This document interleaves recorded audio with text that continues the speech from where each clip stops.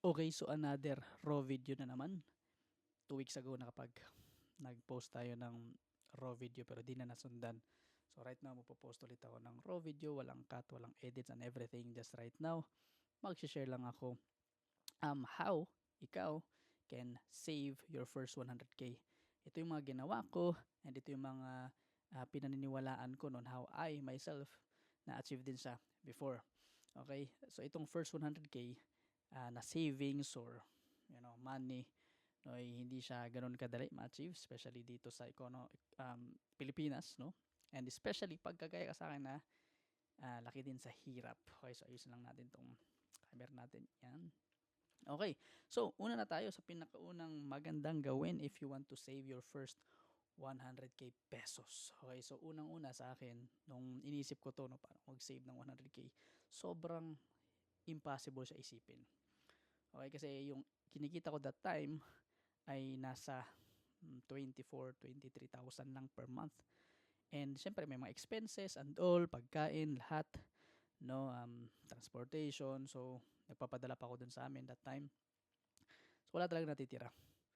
Okay, so ano ba yung mga ginawa ko para ma-achieve ko yun, yung first 100k pesos, and paano mo siya gawin din sa'yo. So unang-una, yung ginawa ko, pwede mo din gawin is nag-open ako ng separate na bank account or savings account talaga. Yun yung kumbaga untouchable na bank account ko. So lahat ng savings ko, kahit sobrang onti lang, dun ko nilalagay at saka hindi ko na yung tinitingnan. So yung natira na lang sa akin dun sa main na bank account ko, yun lang yung meron talaga ako na dapat ma-spend. So hindi ko siya nakikita. So ibig sabihin yung temptation sobrang ah, bababa, 'di ba? Kasi naka-separate siya. So yun yung pinakauna. Mas maganda din walang ATM nun para hindi mo siya basta-basta ma-withdraw, 'di ba? And then pangalawa is dapat ito pala yung una, no? Pero dapat na pay your self first. So ika nga, 'di ba? So ibig sabihin lang nun pag nagkasahod ka, kailangan mong bayaran muna yung sarili mo.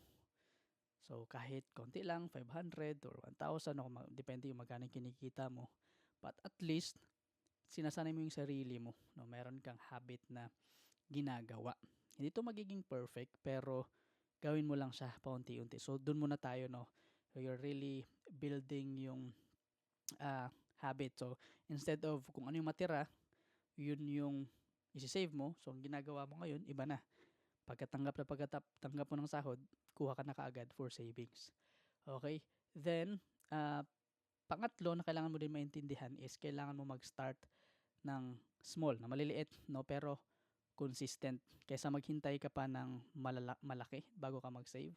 So, kagaya na banggit ko kanina, yung paunti-unting 500 pesos per week, 'di ba? Or maybe isipin mo 500 pesos per week, pag naging habit mo na siya, that's nasa 20 plus thousand na yan, no?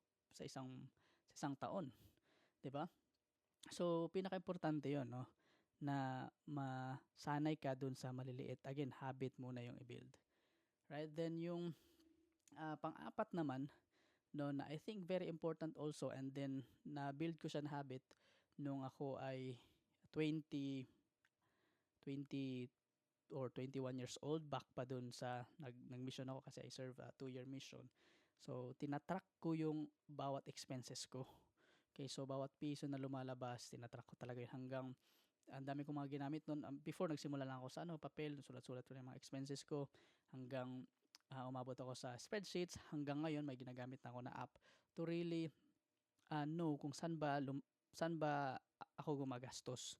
Right now with my wife, so saan ba kami gumagastos and all, makita namin, no, kung saan palabas yung pera and all. No?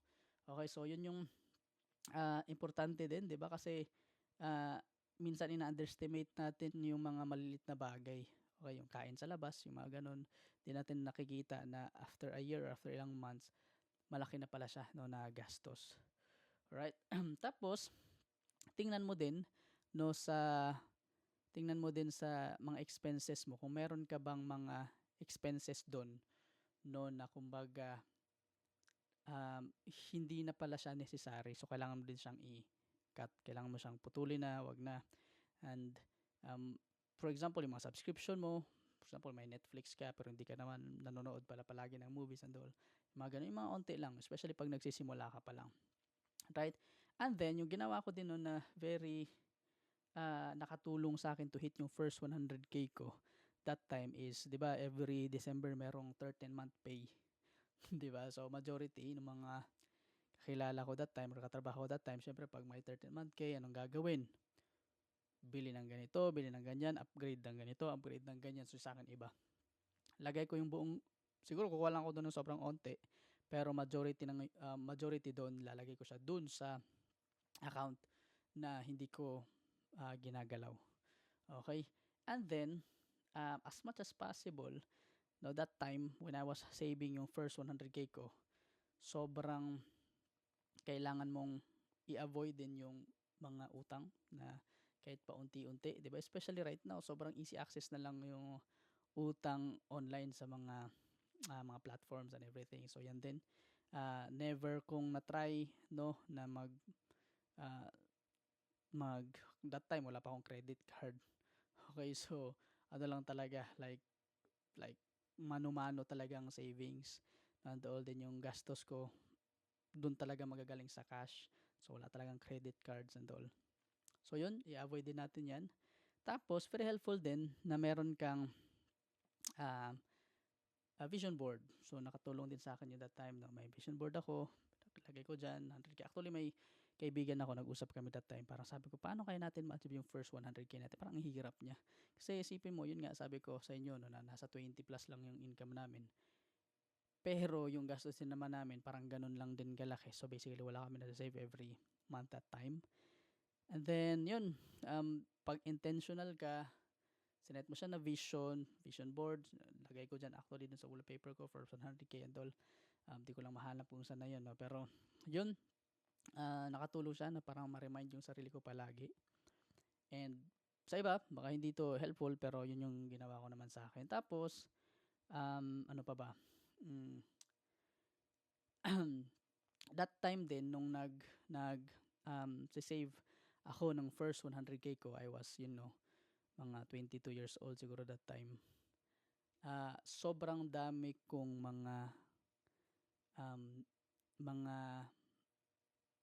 ni-reject na mga gala and all. Kumbaga, ang daming no ba, no? Gala tayo dito, especially pag kinsenas katapusan. Punta tayo dito, punta tayo SM. So, may mga minsan nag-yes ako, pero majority of the time, panood ng sine. So, ako yung palaging absent doon. And then, ginagawa ko lang is nag-aaral lang ako, upskill. So, in my case, hindi kasi ako nakapag-college na. Right, so ang ginawa ko that time, pag galing sa trabaho, instead na gumala at magasto ulit yung income and all, ginawa ko lang, nag-aral lang.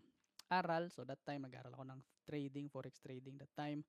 Kaya hindi siya naging madali, but it was very helpful para ma-achieve ko yung first 100K ko. And then, pag na-achieve mo na yung first 100K mo, ang nakaganda dyan, is magkakaroon ka ng parang confidence ba sa sarili mo na parang, wow, kaya ko pala yung first 100K. Kaya yung susunod niyan, 200K, sa magiging madali na lang. And then, yung pinakamahirap naman na next na target mo is yung first 1 million mo. Okay, so ako personally, I hit my first 1 million when I was 25 years old. Okay, so before ako nagpakasal, so yun na-hit ko. And then timing din, yun din yung kumbaga year kung saan nag-end na ako ng contract sa aking first job. So I was lucky enough, no, ma-build yung financial side ko, especially na yun nga financial something, no, di ko alam ang tawag doon, pero yun, especially di ako lumaki sa mayaman na family. Okay, and yun, nag-start kami ng business and all. Pero again, balik tayo dun. First 100K muna. Okay, so isipin mo, hindi ibig sabihin na 15K, 20K lang income mo ngayon, hindi mo na kaya mag-save ng first 100K mo. Okay, so pinaka-importante din is yun nga, mag-upskill ka, pwede ka magdalawang trabaho. Hindi ko alam, no, especially right now, sobrang daming information online. Nood ka lang ng YouTube, dami ng mga pwede mong matutunan. Invest ka sa sarili mo, sa mga learnings, no, marami mga paid online courses. Ako sobrang mahilig ako talaga dati niyan, bababayad ako ng ganito para matuto.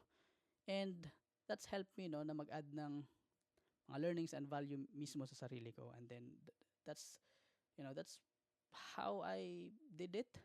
And for sure, if gagawin mo din siya, um, kaya mo siyang gawin, no? I think yun lang. Comment ka sa baba if you already achieve your first 100k, or malapit ka na doon, or maybe nasa million ka na or multi-millions ka na, di ko alam. But yun lang, raw video lang ulit, walang edits, walang something. So, kita-kits tayo.